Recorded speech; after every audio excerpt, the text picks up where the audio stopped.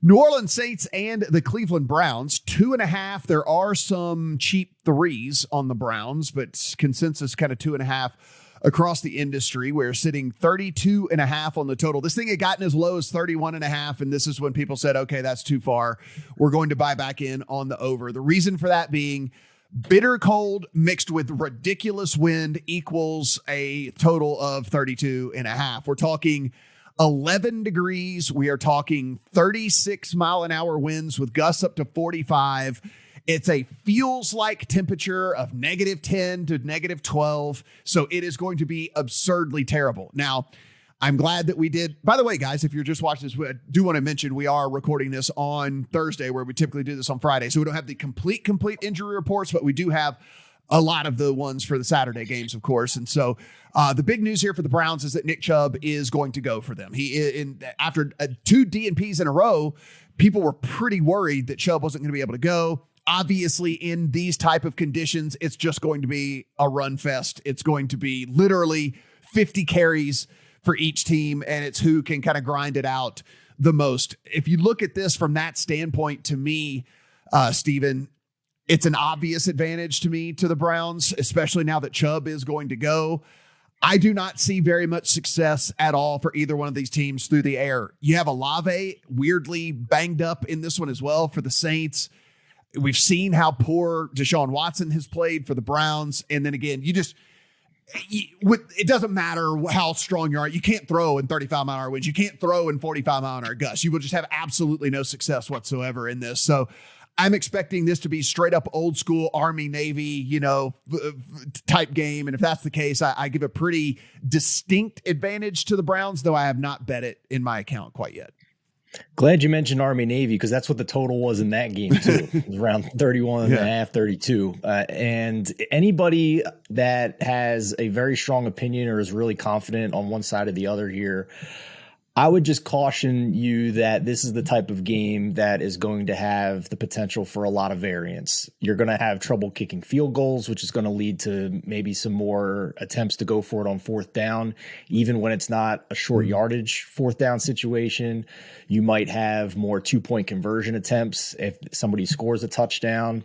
You mentioned the tough time passing the ball, and it just so happens that one of the teams in this game does have a very big and strong quarterback that likes to run the ball in Taysom Hill, who is already getting a decent amount of snaps. So it wouldn't surprise me in the least if they have trouble passing early with Andy Dalton, that they just go full read option, single wing Taysom Hill, Alvin Kamara attack here, and maybe go 6 offensive linemen or something.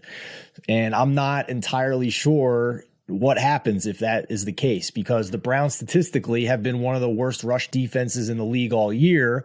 But is that still the case where they just completely sell out to try and stop the run and don't even worry about the pass anymore? So complete mystery to me in this game. But Matt, you'll be proud of me. I still found a betting angle. Yeah, you did.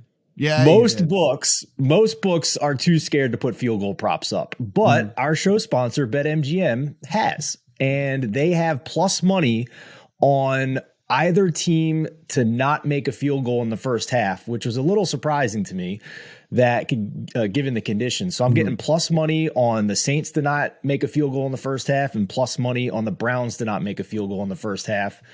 I thought that was a fun way to try and bet this crazy, wacky game we're about to see. Adam, it is, again, it's going to be one of the worst conditions we've seen in a hot minute, right? I mean, like if this holds, and again, we're only 2 days out, so probably will at this point. I think the forecasts are probably fairly accurate at this point with all of this. One, before you give just your thoughts about this game in particular, when you see that this is going to happen, this type of deal, and I understand it only comes up every couple of years, but how do you treat these extreme weather type games just in general? Look, I am not someone who runs to the window to play under on a weather game every time you have something go on, whether it's wind, whether it's hail, whether it's snow. Yeah. You have to evaluate the circumstances in and out. Well, I did evaluate the circumstances, and I see 2 quarterbacks playing extremely poorly in this kind of weather in the first place. And I think to myself, all right, no, this is the game that you play the under on, because the fact that the success that New Orleans is likely to have will be on the ground. Yes, Andy Dalton's been okay for a good part of this year, but it is not a passing offense by any stretch of the imagination. And, that other guy has not been particularly good since coming back from his sexual assault suspension. So I look at this game and say, not only do you have the wind, which is going to be massive, but remember when we were talking a couple of years ago about this in Cleveland? Soft, small pellets formed when supercooled water droplets at a temperature below 32 degrees freeze onto a snow crystal. It's time for grapple, kids. Yes. It's time for a little grapple in Cleveland. So I looked ahead at this one, and you ask how I play a game like this. I saw which teams were playing. I saw the weather circumstances that were anticipated last Sunday. And when this one was still sitting 35.5, I played under. So I've got all the cleave in the world. I don't know if it'll mean anything in the end, but over 35 points, over 35.5 points with these two teams would shock me. For the uninitiated, when he says cleave, he means closing line value, not Cleveland in this particular case. Oh, I've got the Cleveland cleave. That's true, and the doctors have no cure. The one last note on this one, not posted yet. They do have the props up for yardage. They don't have the props up for carries. I would be very interested in Kareem Hunt carries because obviously he's the secondary back, which leads me to believe that they are going to have much lower carry attempts for him. But one, there was at least something to Chubb being banged up, like, he missed practice and all the different things like that. And two, if we think this is basically going to be turnaround, handed off the entire game long, well, he's just naturally going to have to take more carries, right? And so I would be very, very interested in a Kareem Hunt carries prop, but again, not posted anywhere quite yet. It will be maybe by the time you are watching this. And if that's the case, I would take a long, hard look at that because I think he gets, dare I say, 6 to 8 carries more than he normally would in a game, so long as this weather holds. Matt, just to throw this to you, the Saints fan, would you do anything with Taysom Hill props?